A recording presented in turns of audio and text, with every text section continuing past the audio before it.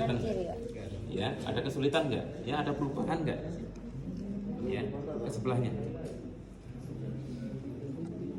Ya. Kemudian Anda balik sana. Ya. Nah, khusus untuk bagian kepala ini ada yang kita sebut namanya cervical. Ya. Ya, cervical ini adalah jembatan ya yang menghubungkan antara torakal ya, skapula, torakal, lumbal belakang ya. Ya. Ini dengan pusat pengaturan saraf yaitu kepala. Ya, ini yang kita sebut namanya cervical. Cervical ini hanya tulang kumpulan tulang rawan atau tulang-tulang cervical ya. Ya, ini yang membentuk leher sehingga seseorang itu bisa tegak. Nah, ini resikonya apa di sini? Ini kalau kecelakaan, terjatuh dan sebagainya, jatuh ke belakang, ya terpleset, benturan keras, ini resikonya ada namanya fraktur tulang cervical. Ya, ini berbahaya ini. Makanya kalau orang kecelakaan kemudian ada nyeri bagian tulang servikal, kepalanya jangan diangkat dulu. Ya. Senangnya orang Indonesia ada kecelakaan langsung ditolong, tukang ojek diangkat-angkat kepalanya, padahal sedang fraktur tulang belakang. Tandanya apa? Ada perubahan bentuk. Kalau ini kan lurus ya, ya tidak ada perubahan warna, tidak ada pembengkakan. Kalau dia mengalami fraktur tulang servikal ini bisa membesar sih. Ya, itu perubahannya. Kalau dia sadar dia mengeluh nyeri pada lehernya, rasa tidak nyaman pada leher. Jangan langsung diangkat. Kenapa? Kebanyakan diangkat di pinggir jalan. Tadinya hanya tulang servikal yang fraktur. Seandainya ditangani dengan baik dia akan tetap bisa hidup, bisa bernapas. Karena tulang servikal ini diangkat, ya tanpa ada bantalan, apa yang terjadi? Tambah patah, sarafnya tambah rusak, termasuk saraf-saraf yang mengatur ke bagian dada. Untuk apa fungsi saraf-saraf di dada? Proses bernapas. Sehingga apa?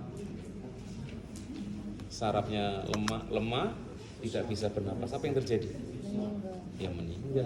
Ya hanya gara-gara tulang servikal. Sepele. Banyak kejadian di Indonesia itu sebenarnya dia hanya tulang servikalnya saja yang bermasalah. Kalau ditangani dia tidak akan ada masalah. Ya. Dulu om saya juga iya ya. Beliau kan ini sih bangunan gitu ya. Jatuh ke belakang. Ya. Saya datang ke situ udah diangkat. Tadi ngangkatnya gimana? Ya diangkat aja 4 orang. Jadi pegang kaki kanan kaki kiri. Ya. Lehernya nggak ada yang nopang nggak. Waduh saya pikirannya itu udah. Ya. Dirujuk ke Pringsewu enggak, ini saya kejar ke Abdul Muluk. Saya nanya ke kakak ruangannya, Mas Irhas gimana ini om saya gitu. Waduh itu pertanyaan enggak tepat Pak Abdul. Ya, yang lain enggak ada fraktur, jatuhnya pendek kok, hanya sekitar 2 meter 3 meter, tapi kan ke belakang ya. Itu ada fraktur servikal tapi kayaknya tidak, waktu mengangkatnya tidak tertangani. Kayak karena di kampung ya. Ya, pertolongan pertama ini sebenarnya kalau di negara Eropa, orang ibu rumah tangga, satpam, ya, pekerja pabrik, ya, polisi, tentara, satpam ya di sana ya. Mungkin hansip kalau ada di Eropa itu bisa nolong. Hansip. Ya, mereka ngangkat supaya apa? Tulang servikal ini tidak tambah parah. Indonesia rata-rata niatnya nolong orang Indonesia itu. Iya, niatnya bagus. Iya, ada orang kecelakaan diangkat, dompetnya diamankan, bukan dicuri enggak ya, diamankan, diangkat lehernya tapi tidak terpegang. Harusnya gimana ngangkatnya? Ngangkatnya ini tetap dipegang ya, 4 orang, 1 orang, 2 orang, ya, 3 orang di belakang, satunya hanya bertahan di sini ya, bisa menggunakan apa? Sandal, bisa menggunakan apa? Ya. Bisa menggunakan bantal, yang penting lehernya tetap diangkat. Ini di Indonesia rata-rata ini. Ya, itu dosen saya dokter spesialis saraf, jatuh di selokan di Jakarta. Tahu selokan Jakarta? Yang hitam pokat. Ya, tapi dia merasa tidak nyaman pada lehernya. Aduh, kok sakit ya. Mau diangkat tukang ojek nggak mau dia.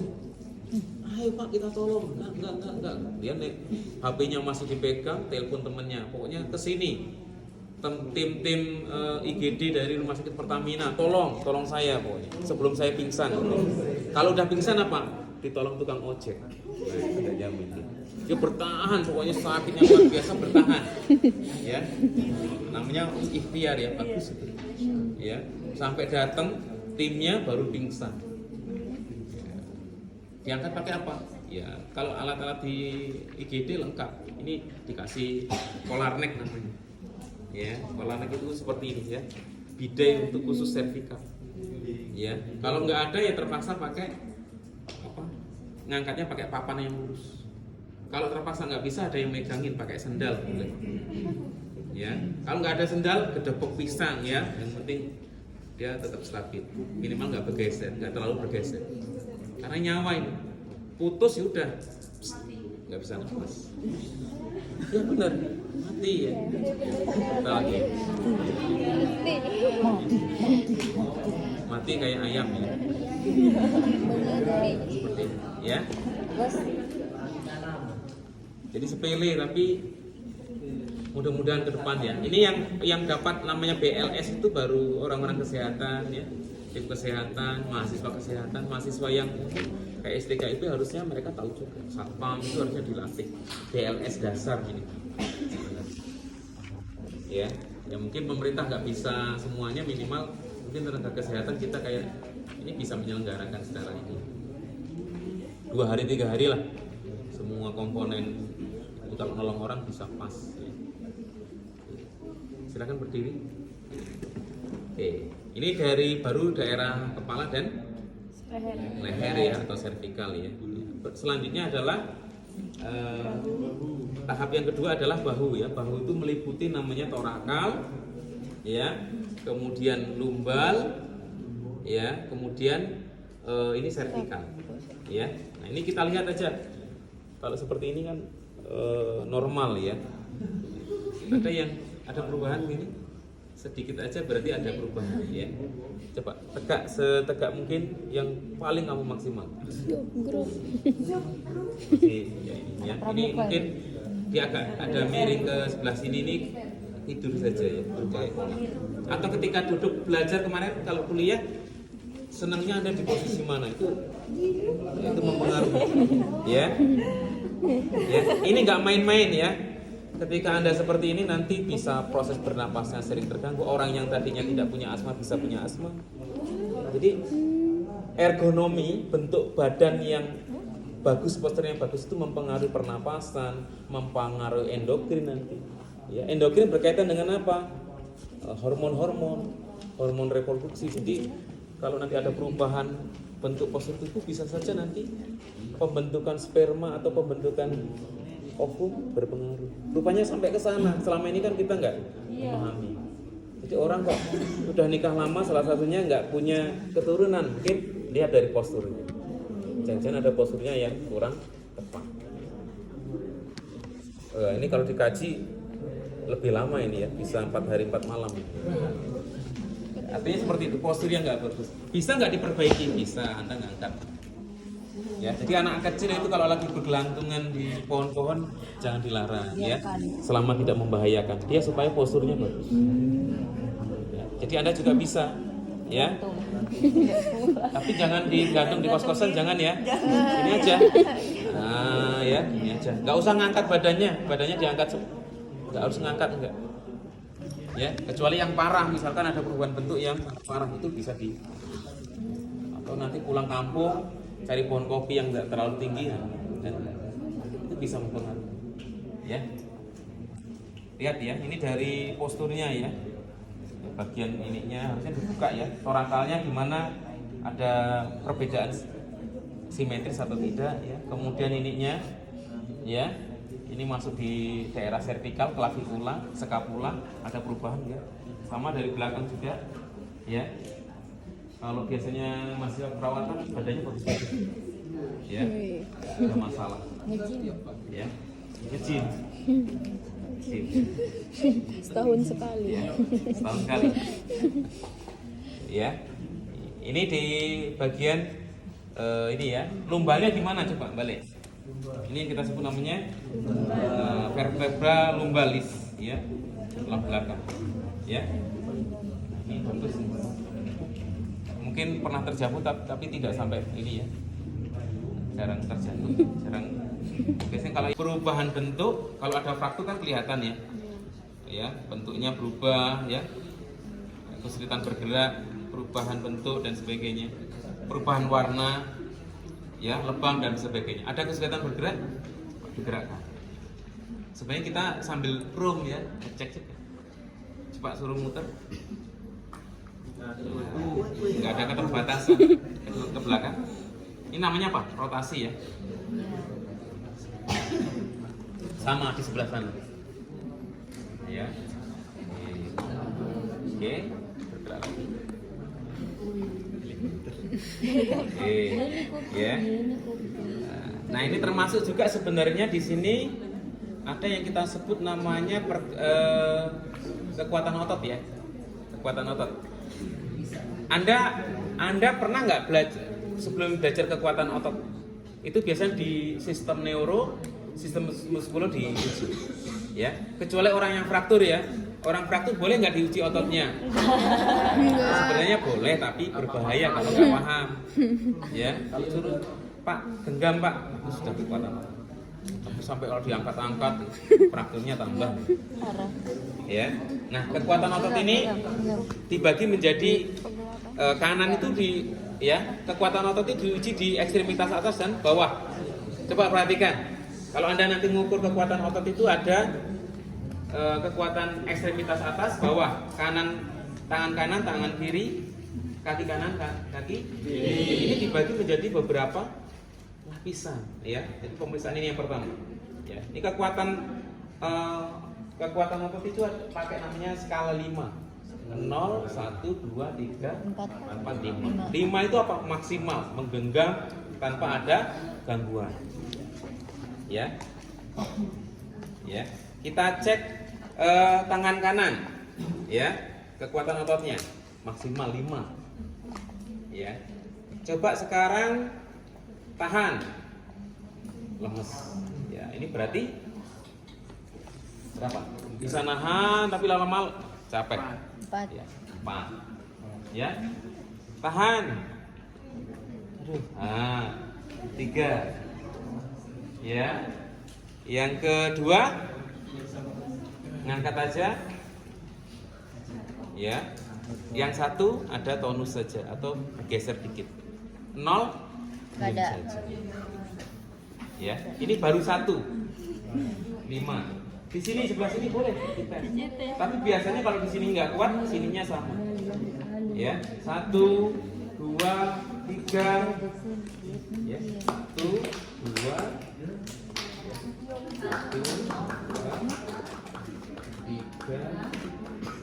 3, 5. Ini berarti 1, 2, 3, 4 nih. Ini dulu ya, kekuatan ini dulu ya. Ya, tapi boleh langsung. Ya, jadi nanti kalau di kekuatan otot itu kan kayak gini ya, silang gini, sebelah kanan sebelah kiri. Ya, kekuatan otot 1. Oke, ini kekuatannya 5. Di sebelahnya 4. masih 5, ya. Biasanya berdekatan sama. Sebelah sini, tahan. 5 misalkan. Di sini dia lemas, yang 4 misalkan. Di sebelah sini, ya. Ya, jadi beda-beda bisa, ya. Ya, tergantung, ya. Di sininya mungkin kuat, tapi di sininya mungkin dia lemah. Ya. Bisa. Atau misalkan 4, di sininya kuat, masih kuat 5. Ya. Atau biasanya malah sama. Di sini 4 semua. Atau bisa dengan seperti ini. Ya. Kita lebarkan saja. Ada. Ya.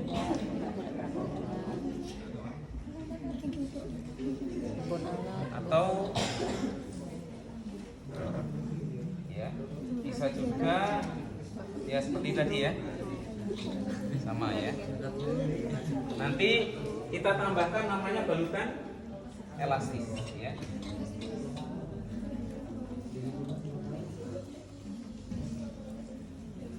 Prakteknya dapat ini aja loh. Ya. Daripada musku. Ya, ini sebenarnya bisa juga ditambah dengan ini lagi ya. Yang kecil. Nah, jadi kaki jangan seperti ini. Ya, jadi seperti ini. Supaya apa? Posisi tulang tepat. Ya. Boleh di sini ditambahkan pakai satu kasa lagi. Ya. Nah, selanjutnya kita menggunakan namanya balutan elastis ya. Elastis. Nah, ini kalau ini dari sini boleh ya. Ngawur. Ya. Ini untuk menstabilkan fungsinya.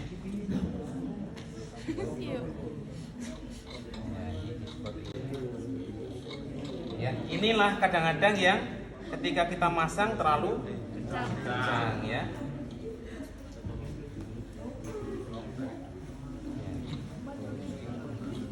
Kurang ini apa nih? Balutan elastisnya cuma satu pinggirnya. Harusnya sampai di sini supaya ini bisa ngangkat lari ke sini. Ya. Pinggirnya cuma satu, harusnya minimal 3.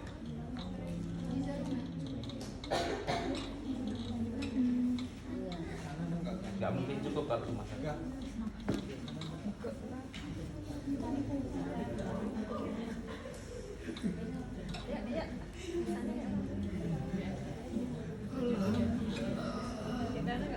Ripa, cek YouTube, aku zoom.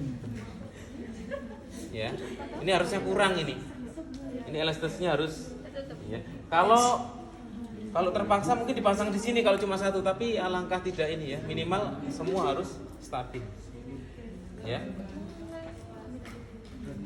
Kalau kita coba di bagian bawah ya tetap nggak maksimal, minimal 3. Ya.